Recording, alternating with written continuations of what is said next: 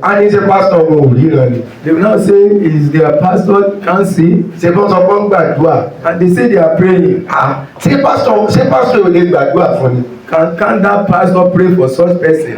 Ìgbà tí Akínlànà omijé ojú tó kú. When the woman mentioned died, oríṣiríṣi ọ̀rọ̀ làwọn èèyàn sọ. many utterances were made. Àwọn pásítọ̀ tó lọ ń kọrin fún ṣé wọn ò lè gbàdúrà fún ni, ṣé wọn ò lè sílẹ̀, ṣé wọn ò lè ṣe tán. And those prayer pastors she went to sing in the administration, can they pray for her? Ṣùgbọ́n ìtọ́ni tán fún Akínlànà Bòmí ní 2021 kí ni èsì tó fọ̀. The thing which was revealed to her in the year 2021, what was her responses? Ọ̀pọ̀lọpọ̀ wa láti kọ ìran tá a rán sí wa. Many vision or anything seen it towards us, we have rejected them. Ẹni tó rí rẹ ìwé tó fi sẹ́yìn pè fún ẹnìyẹn ìbá àti wọ́n wò pé the person that saw the vision that revealed it to her, she caused that person greatly. Sáwọn fẹ́ sọ fọ́lọ́ ò nífẹ̀ẹ́ ni. Are we saying God did not love her? Ìran 2021 ó wá sẹ́ ní 2025/26. That vision of year 2021 now came to fulfillment in year 2025/2026. Àdúrà tó fẹ́ gbà yóò. This is the prayer you are going to pray. Olúwa agbára ìtọ́ni rẹ̀ má jò dá mi. Father, don't let me be inconvenient with your direction. Kàkà tó yẹ kó fi tẹ̀lé ìtọ́ni. Instead of her to follow that instruction, èpè àti èébú òun ló fi dáhùn. she rain curses and even abuse that person. Àtìgbà yẹn Ọlọ́run dẹ̀ wá dákẹ́. Since that time, the Lord keep mute without sending further messages to her. Ẹ̀yin àgbàlẹ̀ pòwe ẹni ajá tó bá máa sọnù kò ní gbọ́ fún èèyàn I will say the dog that is going to lost will never listen to the whistle of the hunter. Ẹni tágbà yẹn yé ló máa gbà dáadáa. Person that understand the prayer is going to pray very well. Tó bá fi dé ìkórìtà tó jẹ́ wípé Ọlọ́run wá dákẹ́ lórí ọ̀rọ̀ rẹ kò sọ̀rọ̀ mọ́ wàhálà ti wà bẹ́ẹ̀. If it comes to a certain situation where God is moved concerning your situation, there is problem. Agbára ìtọ́ni rẹ má jò dá mi Olúwa. Let me be complain with your directives. Olúwa máa tọ́ mi ní gbogbo ìgbà. Continue. Kẹta. This is the third prayer. Olúwa Lord, jálẹ̀ ọdún yìí till the end of this year, má jẹ́ kí n ní ìrírí ìkorò. Mo kàn Jésù a ò ní mọ tó ń pè ní ìkorò. Jesus said we never experience what is termed bitterness.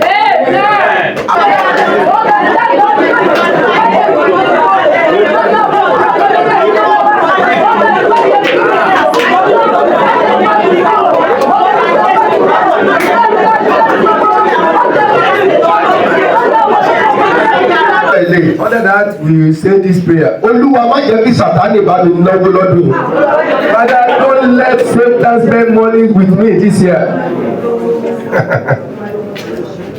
Wo ilé ìtọ́ba ní kó ṣe church fi tayọ̀tayọ̀ ṣe bágbára ẹ bá ṣe mọ́. Please, whatever you're asked to do in the church, joyfully with your capacity, do accordingly. Ẹni tí Sàtánì bá dánwó. Any person that Satan spend money with. Gbogbo nǹkan tó bá ní àtàtàn kò ní ká. Everything with me. Má tiẹ̀ jẹ́ kí Sàtánì rí àṣewọ́ ní ayé mi lọ́dún yìí lọ. Satan has access into my life. Ẹgbẹ́ sọ́jà àdúrà. Sàtánì bá mi lẹ́tẹ̀ wúwa. Má jẹ́ Sàtánì bá mi lẹ́tẹ̀ wúwa. Má jẹ́ kí Sàtánì bá mi lẹ́tẹ̀ wúwa. Má jẹ́ Sàtánì bá mi lẹ́tẹ̀ wúwa.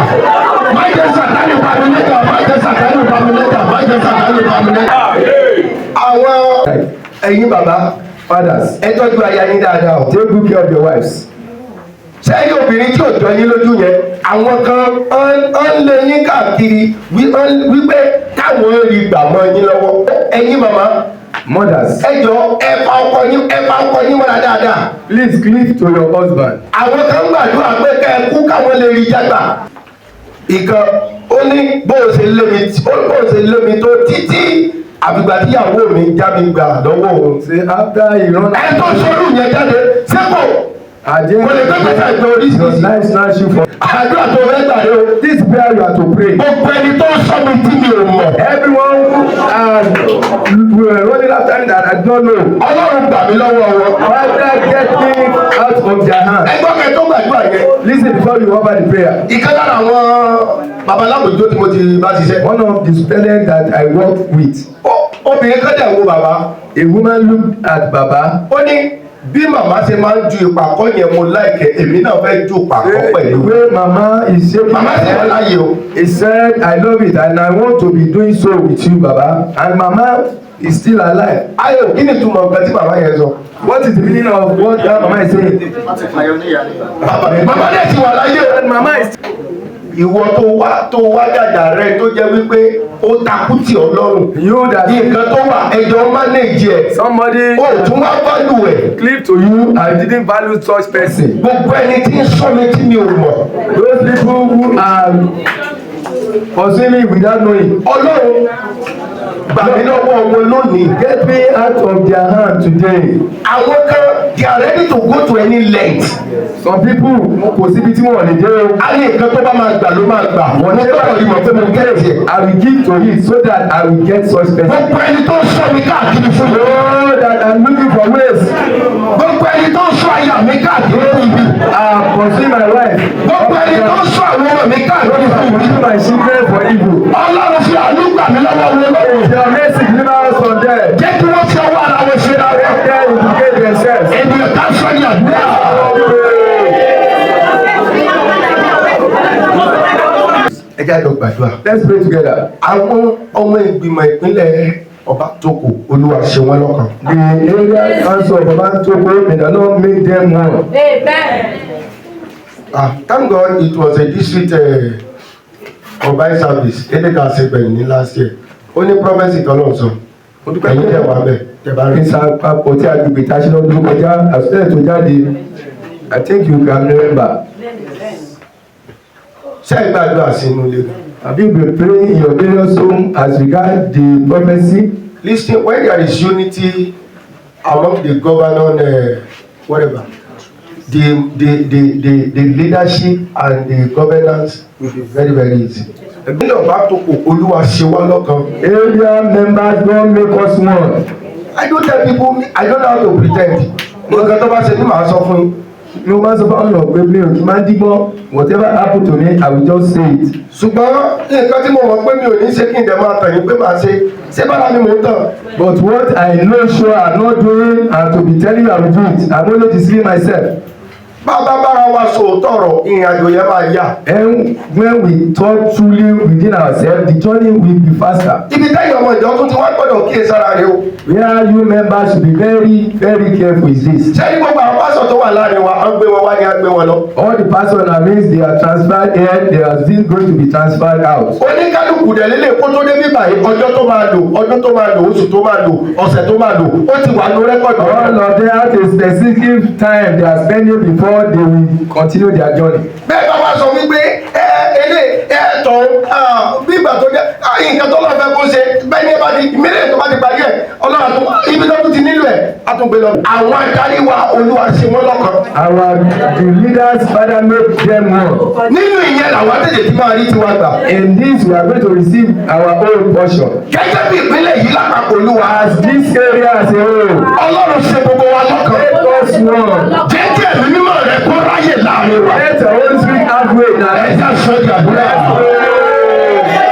Glory be revealed in my life. Babadéwálé sọ̀rọ̀ kan nígbà tí Àròkọjẹ ní ọjọ́ tí a ṣe ní Àròkọjẹ. Our father mentioned a statement in the day Àròkọjẹ. Only everything was heard. A kì í rọ́mọ ọba ká má rí kí ni o. He said we can't see a king without seeing a sign of a king. Lórúkọ Jésù a ó rí ẹwà ọba lára.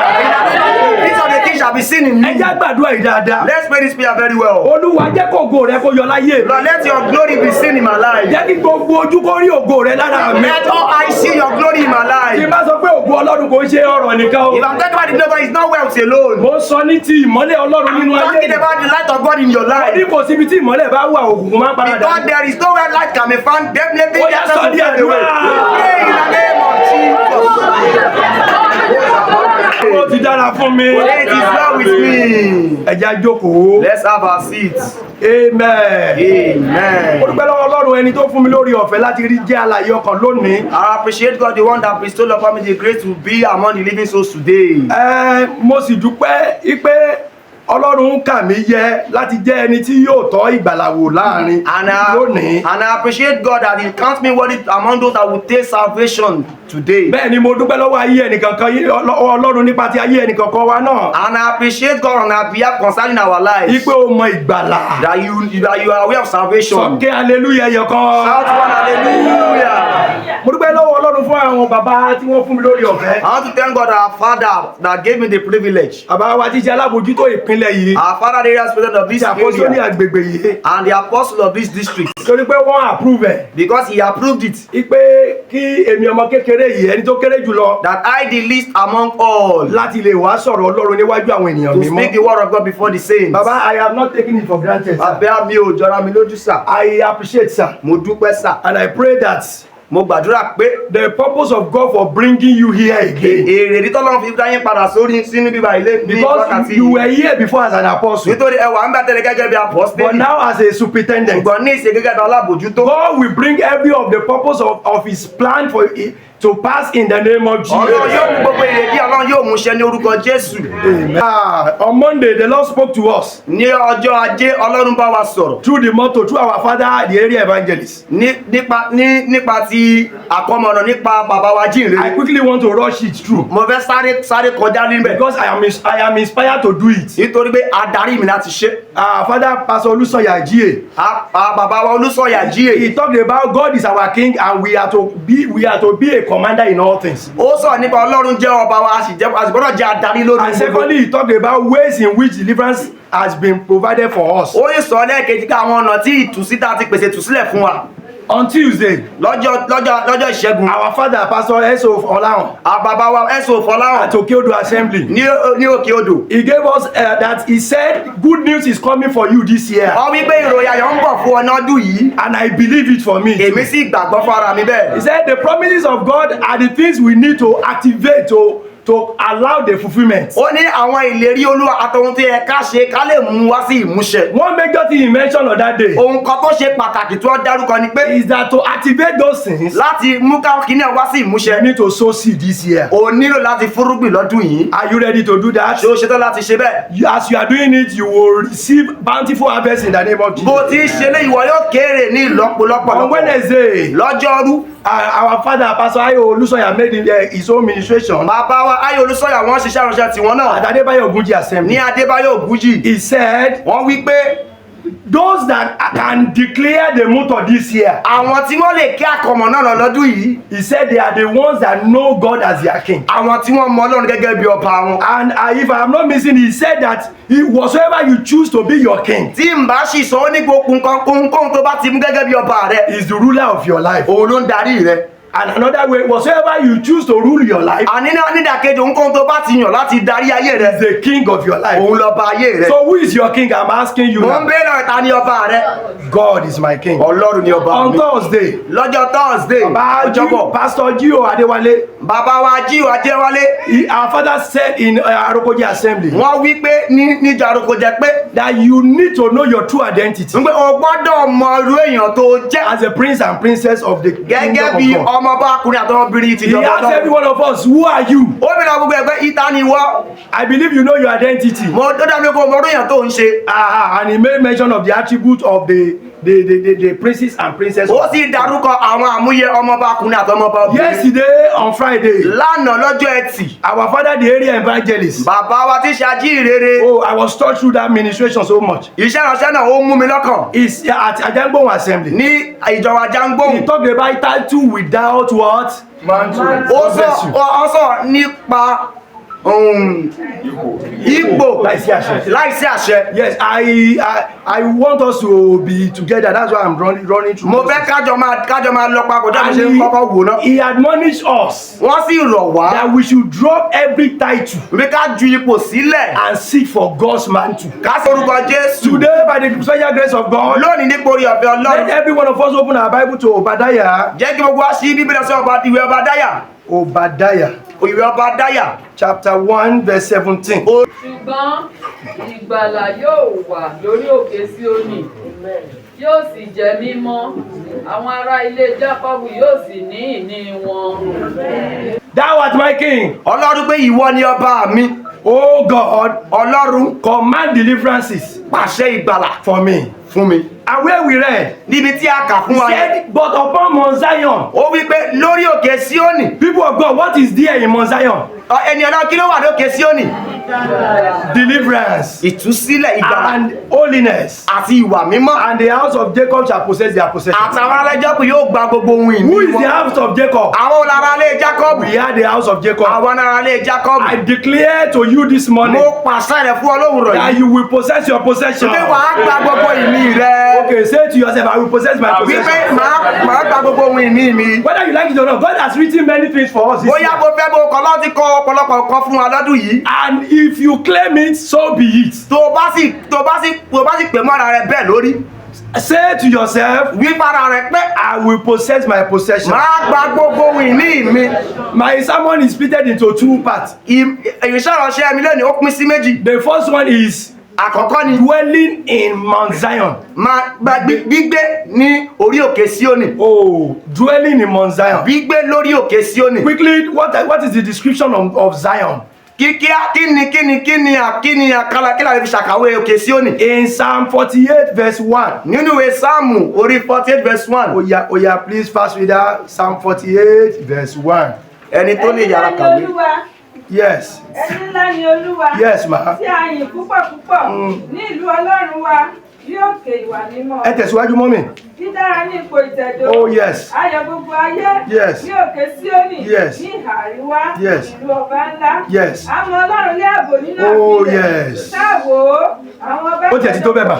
God bless you, ma. Pẹ̀lú àbóbùkù. Eléyìí, this one is describing what Zion is. Eléyìí ń sọ fún ohun tí orí òkè Síónì jẹ́. Oh, Zion is a beautiful city. Síónì jẹ́ ibi tó rẹwà púpọ̀. Beautiful for situation. Ó sì rẹwà fún oríṣiríṣi àkókò.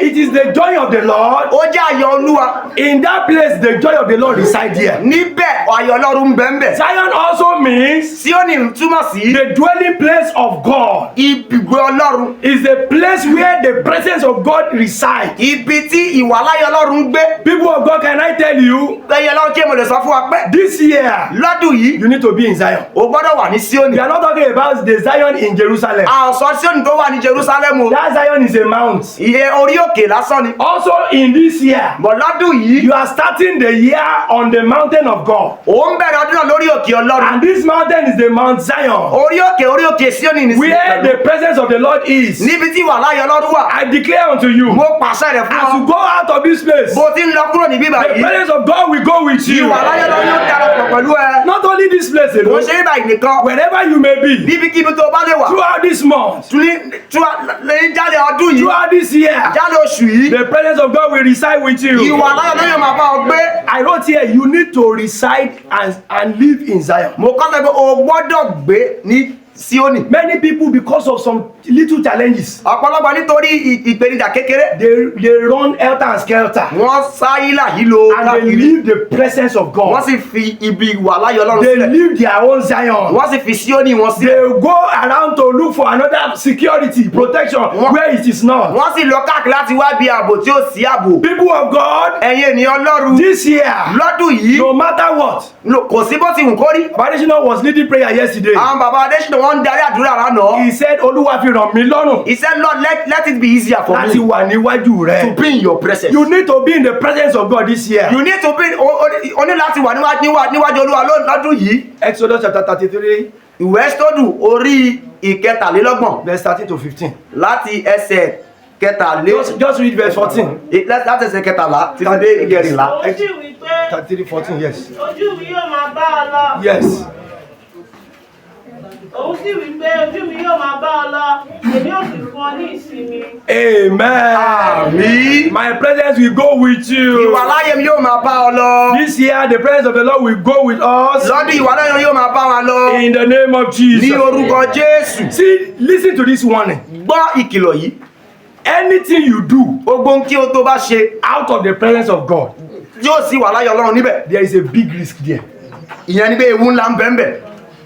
Anything you do ohunkóhun tó bá ti ṣe tó dáwọ́lé, anything you seek after, gbogbo nǹkan tó bá lépa, anything you pursue, gbogbo nǹkan tó bá sáré rẹ̀, any of your ambitions and goals this gbogbo year. àwọn ìfojúsùn rẹ̀ ní ọdún yìí. Because I believe every one of us, we have plans. This Nítorí- year is not a empty year. Nítorí pé mo mọ̀ pé gbogbo ala ní ìfojúsùn ọdún yìí kì í ṣe ọdún But may I òkú. tell Ṣò you jẹ́ kí n sọ fún ọ, that always seek for the presence of God. ṣùgbọ́n máa wá ìwà láyé Ọlọ́run. Seek for the leading of God. Máa wá ìtọ́ni Ọlọ́run. Don't use your head knowledge. Má lo ọgbọ́n orí rẹ. Proverbs chapter 3 verse 5 says, Ìwé òwe sọ wípé trust in the Lord gbẹ́kẹ̀lé Ọlọ́run with all your heart pẹ̀lú gbogbo ọkàn rẹ. and lean not on your own Má understanding. ṣe tẹ̀ sí òye rẹ. Lean not on your own brain. Má ṣe tẹ̀ sí ọpọlọ rẹ. Lean not on your own idea. Má ṣe tẹ̀ sí ọ̀rọ̀ ìmọ̀ rẹ. And he now ended it that, and he will direct your path. Ó sì dá parẹ́ pé yóò tọ́ ipasẹ̀ ọ̀nà This rẹ. year the Lord will direct your path. Lọ́dún Ọlọ́run yóò tọ́ nípasẹ̀ ọ̀nà rẹ. Part 2. Ipa kejì. We have spoken about part 1 and part 2 now. A ti sọ̀rọ̀ nípa ipá kìíní, ipá kejì And báyìí. that's, he's talking about the 3 types of deliverances. Ó ń sọ̀rọ̀ nípa àwọn irú ọ̀nà tá a lè fi gbanilà. Yes. That God will command for us. Tọ́lọ́run yóò pàṣẹ rẹ̀ fún wa. Please, if you can write some text down, just do that. Tó bá lè ka àwọn ọ̀rọ̀ ṣẹ̀bẹ́lì kọ́lẹ̀ o lè kọ́. Number 1, Ìkíní, salvation deliverance. ìgbàlà nípa ìtúsílẹ̀. Salvation deliverance. Ìgbàlà nípa ìtúsílẹ̀. Ìtúsílẹ̀ nípa ìgbàlà. Ìtúsílẹ̀ nípa ìgbàlà. Salvation deliverance. Ìtúsílẹ̀ nípa You ìgbàlà. know the motto was he's talking about command deliverances. A mọ̀ wípé àkọmọ̀nà náà sọ̀rọ̀ nípa pàṣẹ ìgbàlà. So may I tell you that don't limit the kind of deliverances you'll be asking for this year Mo wá fẹ́ sọ fún ọ pé má ṣe fi gbèǹdéke sí irú ìgbàlà tí wàá máa ní lọ́dún to yìí only salvation. sí ìgbàlà nìkan ṣoṣo. Because that motto is talking about deliverances. Nítorí ìgbàlà náà ó ń sọ̀rọ̀ ní onírúurú ọ̀pọ̀lọpọ̀. Yes. So the number 1 deliverance you need is salvation. Ìgbàlà kọ́ṣe tó ní tó ìtúsílẹ̀ kọ́ṣe tó ní ní ìgbàlà. Some people will ask me, Edewulo, what are you saying? Ọ̀pọ̀lọpọ̀ Áfíríkà ẹ̀dẹ́wúlọ kí lẹ̀ ń sọ Are gan-an. you telling me that in church today, every one of us as we are gathered, we are not saved yet? Ṣé ó ń sọ fún kí bó wá ṣe jókòó yìí a ò tí ì dẹni ìgbàlà bí? May I tell you, Sama? Ṣé mo lè sọ fún wa bàbá àti màmá? Let us not deceive Ẹ má ourselves. jẹ́ àtọ̀ra wa jẹ. God cannot be mocked. A ò lè tọ́ Ọlọ́run jẹ. Not everyone that call on the name of Jesus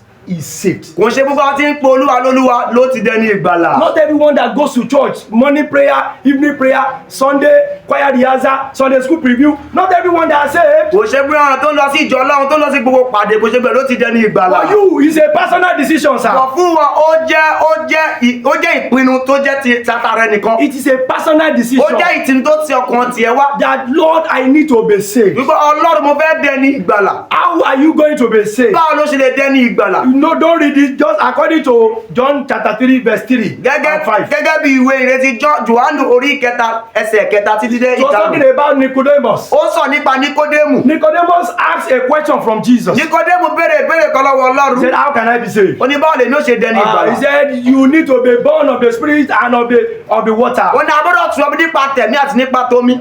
You need to be saved, people of God. Ènìyàn Ọlọ́run ní láti dẹni ìgbàlà. Oh, let me put it this way. Jẹ́ kí n gbé báyìí. Because most of us, we have actually confessed with our mouth that Jesus, I accept you into my life. Ọ̀pọ̀lọpọ̀ láti jẹ́wọ́ rẹ̀ lẹ́nu wa pé Jésù mo ti gbọ́ sínú ayé mi. But if I ask most of us here, Ṣùgbọ́n tí n bá bèèrè lọ́wọ́ ọ̀pọ̀lọpọ̀ wa ń bí. what is the encounter you have had? Kí ni ìbápàdé tó bá pò tó rí? If I want to ask you, the year you are saved, what kind of encounter did you have? Tí n bá fẹ́ bí ẹlẹ́rìí pé lọ́jọ́ tó dẹni ìgbàlà irú ìbápàdé wo lo ní? What has Jesus changed in your life? Kí ni Jésù ti yí padà nínú rẹ? What has Jesus taken away from Kí your ni life? Jésù ti gbà kúrò lọ́wọ́ rẹ? What has been transformed about your life? Kí la ti yí padà nínú rẹ? What are the things they know you before Kí for? ni àwọn kan tá a mọ̀ fún nígbà àtijọ́? But now, Ṣùgbọ́n you are now nísìnyí, saying, ó wá sọ wípé I am a new man. mo ti dé ènìyàn tuntun. 2 Corinthians chapter 5 verse 17 Ìwé Kọ́ríńtì orí ìkarùn-ún ẹsẹ̀ kẹtàdínlógún. said, if any man be in Christ, Ó ní tí ẹnikẹ́ni bá wà ní Kristi, is a new nature, ó di ẹ̀dá a titun. new creature. Ó di ẹ̀dá titun. Old nature, all things are passed away. Ohun ara àtijọ́ ti kọjá lọ. As all things pass away in your life, Ṣé ohun ara àtijọ́ ti kọjá lọ nínú ayé in rẹ? your profession, that thing you are doing, Nínú iṣẹ́ rẹ ṣe ń tó ń ṣe yẹn. that you think that people are not seeing you, Yóò rí pé àwọn èèyàn ò rí ọ. but God sees you. Bọ̀ Ọlọ́run rí ọ. have they changed your life? Ṣó ti yé padà nínú ayé rẹ? Sir, enough is enough in the church of God. Ó tó gẹ́ nínú ìjọ Ọlọ́run. That we keep on deceiving ourselves. Dápẹ́ a ó máa tọ́ ara wa jẹ. Do we know that that's why miracle is not happening anymore in the church Ṣé of pé God? ìdí iṣẹ́ ìyanu ṣe padà nínú ìjọ Ọlọ́run mọ́ Because nìyẹn? there is no genuine salvation. Nítorí kò sí ìgbàlà tòótọ́. There is no genuine encounter. Kò sí ìbápàdé tòótọ́. People will claim by our mouth that we accept Jesus, Ọ̀pọ̀lọpọ̀ fẹnu lásán sọ pé àwọn gba Jésù. but our life still remain the same. Ṣùgbọ́n ayé wọn wà bákan You náà. have not let that anger. O ti fi ìbínú yẹn sílẹ̀. You have not let that kind of carnality. O ti fi ipò tara yẹn o ti fi sílẹ̀. I am not claiming to be an angel here, Mi ò sọ pé áńgẹ́lì ni mí. but by the grace of God, Nípò orí ọ̀fẹ́ Ọlọ́run. we are claiming the righteousness of Jesus. Àwa sọ wípé àwa ni ẹni òdodo So Ọlọ́run. people of God, Ẹ̀yin Ọlọ́run. this year number one deliverance you need, Àkọ́kọ́ ìgbàlà tó nílò ni. and you must not let it go from you. O ti sì gbọ́dọ̀ kó o gbọ́dọ̀ jẹ́ kó jákò lọ́wọ́ rẹ. Sọnù. O gbọ́dọ̀ sọnù. It is your salvation Òun ni ìgbàlà rẹ. that has been given you once. Ta ti fún ọ lẹ́ẹ̀kan Do ṣoṣo. you know in Sunday school we are learning? Ṣé o mọ̀ nínú ìwé ẹlẹ́kọ̀ọ́jọ́ sinmi tá à ń kẹ́kọ̀ọ́ rẹ̀? The tenant says it is possible. Ó yẹ kí ènìyàn ṣubú kúrò ní He orí said there is possibility for man to fall out of grace. possibility for falling from grace. Falling out of grace. I pray for somebody here. Mo gbàdúrà fẹ́ nìkan níbí And I pray báyìí. for myself. Mo sì gbàdúrà fara mi náà I will pẹ̀lú. not fall from grace. Mi ò ní ṣubú kúrò nínú orí ọ̀fẹ́. You will not fall from O ò ní grace. ṣubú kúrò lórí ọ̀fẹ́. Matthew 11:28 says, "Come unto me, all ye that are laden." Ìwé Mátì orí kọkànlá ẹsẹ̀ kejìlélọ́gbọ̀n wípé wá sọ́dọ̀ mi gbogbo ẹni I tí ń want to use ṣiṣẹ́. this medium to say, come to Jesus. Mo fẹ́ fi gbà yín sọ pé wá sọ́dọ̀ Jésù. People in the neighborhood, Gbogbo àwọn tó wà láyìíká tàyídà. come to Jesus. Wá sọ́dọ̀ Jésù. Jesus is the only way. Jésù ní ọ̀nà. There is no other Kò way sọ́nà mìíràn. to eternity. Títí láti dé ìjọba Ọlọ́run. Psalm 34:8. Ìwé Sáàmù 34 verse 8. He says, taste and see that the Lord is good. Ó ní tọ̀rọ̀ kó sì rí pé rere ni Olúwa. Thank you for saving me. Thank you, my Lord. Thank you for saving me. Thank you, my Lord. Let this be your testimony this year. Jẹ́ kí lè jẹ́ ẹ̀rí rẹ ní And the ọdún Lord will yìí. help you in the name of Ọlọ́run yóò sì Jesus. ràn ọ́ lọ́wọ́ lórúkọ Jésù. Second deliverance Ìgbàlà kejì. is revelational deliverance. Ó ní ìgbàlà nípa ìfihàn. Thank you. A revelational deliverance. Ìgbàlà nípa ìfihàn. Because of our time. Nítorí àkókò. When you get home, go and read 2 Kings chapter 6. Tó bá dé lọ ka ìwé ọba kejì orí kẹfà. Yes, 2 Kings chapter 6 Ìwé ọba kejì orí kẹfà. from verse 8 to 18. Látẹsẹ̀ kẹjọ títí dẹ́sẹ̀ Time will not kejìdínlógún. permit us to do that. Àkókò nígbà láti kà á. He talked about where the king of Syria Ó sọ nípa ọba Syria planned to wage war against the Israel. tó ń pinnu láti kógun ja ilẹ̀ Israẹli. Everything that he planned in the secret like this, Gbogbo ohun tó gbìmọ̀ níbi kọ̀kọ́ rẹ̀. it will be made known to prophet Elisha. Òun la fi wọn wòlíì Elisha. It got to a time Ó dé àkókò kan. that king begin to ask that, everything I'm planning in my, even in the corner of my room, everything, who among you, among my men, is revealed. Ó dé àkókò ó yẹ bára gbogbo nǹkan tí mò ń pinnu níbi ìkọ̀kọ̀ gbẹ̀lá àwọn ènìyàn mi ta ló ń na nínú mi tó lọ ń tún fún àwọn ará ilé iṣẹ́. Then somebody said, Ọ̀nìkan wípé it is Elisha. Elisha ni He lives in Dothan. ó ń gbé ní Dótánì. Oh, Kayabasadare. I want to tell you, sir, Mo fẹ́ sọ fún wa bàbá àti màmá. that you need revelation of God this O year. nílò ìfihàn Ọlọ́run lọ́dún yìí. You want to prosper this year. O fẹ́ ṣàṣeyọrí lọ́dún yìí. In that business, you want to prosper. Nínú ọ̀rọ̀ ajé rẹ̀ o fẹ́ ṣàṣeyọrí, o fẹ́ In ṣàṣejèrè. your relationship with God, you want to prosper. Nípa ìbáṣepọ̀ rẹ pẹ̀lú o fẹ́ ṣàṣeyọrí. In that calling, because gbogbo la ní ìpè, In that calling, because every of us, you have a calling upon us. you want to prosper in that calling. O fẹ́ ṣàṣeyọrí nínú ìpè ta pè ọ́ yẹn. In your profession, you want to prosper. Nínú iṣẹ́ tó yàn láàyò, o fẹ́ ṣàṣeyọrí. You need revelation. O nílò ìfihàn. You need O nílò revelation. ìfihàn. Not until God opened the eyes of the servant of Elisha. Kò dìgbà ó nígbà tí Ọlọ́run ṣẹ̀ ṣí ojú wòlíì Èlíṣà. When that man saw horses and chariots around him. Ìgbà tó rí kẹ̀kẹ́ iná tó yí wọn ká. No, not it's just horses and chariots alone. Okay, There was no fire there. kẹ̀kẹ́ nìkan ní Yes. pẹ̀lú kò sí nọ́mbẹ̀. He saw and he said, hey, alas, àtiwá gbé. Ó sì rí ó ní pé tiwa ti tán. But Elijah said, Yẹ̀bọ̀ Èlíṣà wípé oh Lord, open his eyes. Olúwa ṣí ojú rẹ̀. Until when God opened his eyes, Wọ́n gbà tọ́lọ́run wá ṣí ní ojú. he now saw chariot of fire Ó wá around. rí kẹ̀kẹ́ iná tó yí wọn He ká. said, yay. Ó ní báyìí. I don't know whether when you see when you get to bá dé level kan, When you get to a level, tó rí pé orí alátìlẹ́yìn. And you see a backbone. Nígbà tí ogun bá dé ni mò ń sọ. When the war is very fierce. Nígbà tí nǹkan bá le. When something is very tough. Tó kàn rí ọ̀nà àbáyọ tó ń dé. And you are just see that where I just pay. Bàbá bẹ̀yìn màmá mi kí ló máa ń ṣẹlẹ̀ sí ẹni. My father, mother, what happened to that person at that time? Inú ẹ̀ á dùn. Ọkàn ẹ̀ á balẹ̀. You will be Wá sí nínú comfortable. Olúwa. You will rest in the Lord. Because lórúkọ Jésù lọ́dún yìí. This year in the name of Jesus. Ọlọ́run yóò fi ìṣípayá ńlá hàn. The Lord will show you a greater revelation. My people perish because they lack revelation. Àwọn èèyàn mi ṣègbè nítorí kò sí ìfihàn. You need vision this year. O nílò ìfihàn lọ́dún yìí. You need God to lead you. O nílò kọ́lọ́n kó darí rẹ lọ́dún yìí. Philippians Ephesians chapter 1. Ìwé Éfésù orí ìkíní. Verse 17 Ẹsẹ̀ kẹtàdínlọ́gbọ̀n. to 19. Àmì tí ẹsẹ̀ kẹtàdínlógún títí dé ẹsẹ̀ ókàndínlógún. The time will not permit us to read it. Àkókò ò ní gbà mí láì láti kà á. Paul apostle pray. Paul apọ́sẹ̀lì gbàdúrà. Say that the eyes of my understanding will be enlightened. Ó ní kí ojú òye mi kó lè mọ́lẹ̀. Sir, you can be walking like this and God will speak to you. O lè máa rìn báyìí kọ́ ló sì bá ẹ sọ̀rọ̀. Ọ̀pọ̀lọpọ̀ wa àti wá tàgì ayan àti tàgì ọmọlé àtọ́gbà àwọn eléèmí èṣù rèé. Abẹ́ sí bẹ̀rù. Whenever we start cockroach, we start war gecko, we start prophesying, start doing sort of Ó things. jẹ́ tí wá jẹ́ ọ̀dọ́ ìta spiritual meaning but ó ti ẹ̀jẹ̀ jàkáwọ̀. Even if it is even cowboy. We will begin to say Olúwa bẹ̀rù. We say God rebuke you, God rebuke you. I'm not saying we should not be sensitive. Mi ò sọ pé ká má wà nínú ẹ̀mí. But at times sir. But nígbà mìíràn. It may be that way gangan ojú ọ̀nà yẹn lọ́nà fẹ́ kó gbà. It may be ó lè jẹ́ ọ̀nà yẹn gangan lọ́nà fẹ́ kó gbà. But because our eyes is not opened. Nítorí pé ojú wa ò ṣí. We begin to entertain fears. A máa gba ẹ̀rù láàyè. Unnecessary fears. Ẹ̀rù tí ò nílò rẹ̀. When God is saying be bold and go through it. Tọ́lá sọ pé ní ìgboyà kò sì là kọjá. See the three Hebrews. Wá àwọn Hébérù mẹ́ta ni. They pass through fire now. Wọ́n la iná kọjá. And the fire did not consume them. Iná kò sì run wọ́n. In this year, Lọ́dún yìí. no matter the fire you may pass through, Kò nílò iná tó lè fẹ́ là kọjá. the Lord will give you power to overcome. Ọlọ́run yóò pẹ́ ní agbára láti borí rẹ̀.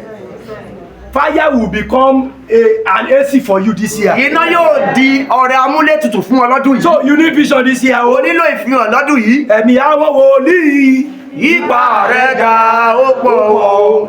Ẹ̀mí àwọn wòlíì. Agbára rẹ̀ ga ó pọ̀ o. Oró ń gbogbo ló lè ṣe. Gbogbo ogun ló lè ṣẹ́. Àṣẹ tí ò sí nínú ọ̀rọ̀ rẹ̀.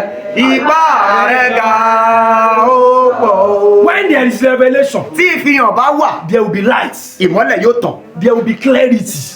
Ìmọ́lẹ̀ yóò wà. Kedere á wà. Kedere á wà. There will be clarity. Kedere á wà. Things that are confusing you in that year 2025. Àwọn kan tó ń mú kí o máa dààmú ní ọdún 2025. You just see clarity. Wà á kọ́ rí pé kedere yóò Àbí wà ní. àkọ́kọ́ wà pé go and do this thing. One idea will just pop up and say go and do this thing. An idea can just say go and sow a seed to the man of God. Ọ̀rọ̀ ìmọ̀ kọ́kọ́ ni wà pé lọ so èso sínú ayé I have ìránṣẹ́ Ọlọ́run. seen a man, an elder, a brother. Èmi ti rí alàgbà tó jẹ́ bí arákùnrin sí He mi. said he was waiting on God for fruit of the womb for Wọ́n a náà long wọ́n ń year. wo ojú Olúwa fún èso tinú fọ́dún tó And pọ̀. the Lord led him that go and tell your wife. Ọlọ́sìn àgbẹ̀ lọ sọ fún ìyàwó rẹ̀. Sọ fún kó lọ máa gbálẹ̀ church. Tell your wife to go and be sweeping the church. That month, that person, Yóò ṣùyàn ẹnìyẹn náà. ẹni tí mo sọ yẹn wà ń bí báyìí, The person is here. kò mú jẹ.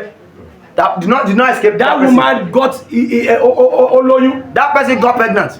I pray for you this Mo year. gbàdúrà fún ọ lọ́dún yìí. You will receive revelation. Wàá gba ìfihàn. You will receive revelation. Wàá gba ìfihàn. Lastly, Ìtó parí rẹ̀. my time is almost up. Àkókò mi ti pọ̀. Healing deliverance.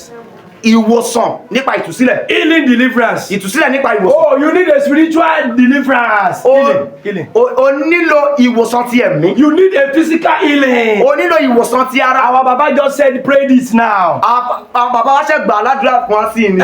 In Luke chapter 8 verse 27. Nínú ìwé Lúùkù orí ìkẹjọ ẹsẹ̀ kẹtàdínlọ́gbọ̀n. When you get home, go and read it. Tó bá délé lọ kà á. Luke 8:27 Ìwé Lúùkù orí ìkẹjọ ẹsẹ̀ kẹtàdínlọ́gbọ̀n. and 29. Àti ẹsẹ̀ kọkàndínlógójì. You can also, yes, he said, there is a man there. Èèyàn kan wà níbẹ̀. I pray for somebody here. Mo gbàdúrà fún ẹnìkan bí báyìí. A sickness that will not make people to know your name. Àìsàn tí ó ń jẹ́ káwọn èèyàn mọ orúkọ rẹ. That they will call you by that sickness. That you be tagged with that sickness. It will not come upon your life in the name of Jesus. Kò ní wá sí ayé rẹ lórúkọ Jésù. You know what they call call that man? ṣọmọ ọmọ tó ń pè ní ẹni. They call that the madman of Gadara. Wọ́n pè ní ọkùnrin wèrè tí ara Gádàrà. Because he was tormented by devil. Nítorí pé à ń pọn lójú nípa èṣù. Number one, for a long time. Àkọ́kọ́ fún ọjọ́ púpọ̀. Number two, ìkejì. nǹkan tẹ́ ẹ̀mí èṣù yẹn tún ṣe ni pé. What the evil spirit is doing is that ó gba aṣọ kúrò lọ́rùn ẹ̀. He took away clothes from him. Àìkẹta tún ni pé. And the third one is that. Ó lé kúrò nínú ilé. He sent him out of the house. Ó wá di ẹni tó lọ sùn ní ibojì. And he became a person that sleep in the graveyard. I don't know what that sickness may be. Èmi ò mọ orúkọ táìsàn náà lè jẹ́.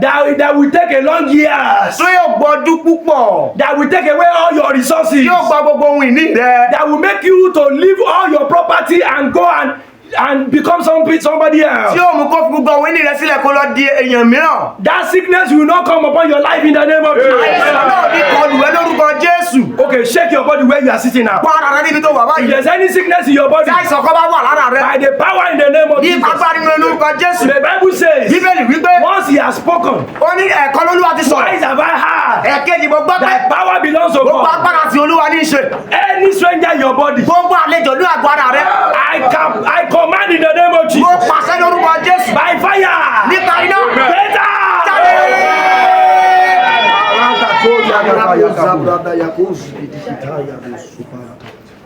Lójú alẹ́ nígbà tí òòrùn wọ̀. In the evening when the sun has gone down. Wọ́n kó onírúurú abirùn wá tọ̀dọ̀ olú They Jésù. brought different kind of sickness to Jesus. Wọ́n ní ó ti ná gbogbo owó tán ní. Said they've spent all their resources. But listen to that good news. Gbọ́ ìròyìn ayọ̀ yìí. Wọ́n padà lọlé pẹ̀lú ayọ̀. And they went back home with joy. I declare for you. Mo pàṣẹ rẹ̀ fún ọ. Sickness in your body. Àìsàn nínú àgọ́ ara rẹ. Sickness in your heart. Àìsàn nínú ọkàn rẹ. Sicknesses in your finances. Àìsàn nínú ètò ìṣúná rẹ. Àyàgàbà kó o mówó kó o má sì mọ́. You should pick money and money should not be there again. It's a sickness. Ó jẹ́ àìsàn. Sickness in every area of your life. Àìsàn ní gbogbo ọ̀nà ayé rẹ. As you are stepping out of this Ó place, ti ń jáde kúrò lórí òkè. you will see them no more. That woman of issue of blood. Obìnrin tó ní oníṣù ẹ̀jẹ̀ yìí. He said the name was changed. Ayé orúkọ rẹ̀ padà. Ṣàgbọ́rúkọ ẹ̀. Do we hear of his name? That sickness that has made people not to know your identity. That sickness have changed our identity. Tó ti yí orúkọ rẹ padà. That sickness have changed your identity, have changed your name. I pray for you. Mo gbàdúrà fún ọ. That God will put an end to that sickness. Pé Ọlọ́run yóò fi òpin sí àìsàn náà. Oníṣègùn la wá. Ní Jésù àbá mi dárò. Ọ̀rọ̀ rẹ̀ nù ní àràdá. Wá gbọ́ òun sì dé. Orúkọ ẹ̀ dáadáa. Orúkọ yìí lóní lọ́rùn. Orúkọ yìí ló lẹ́nu mi. Orí tó lójú lọ ní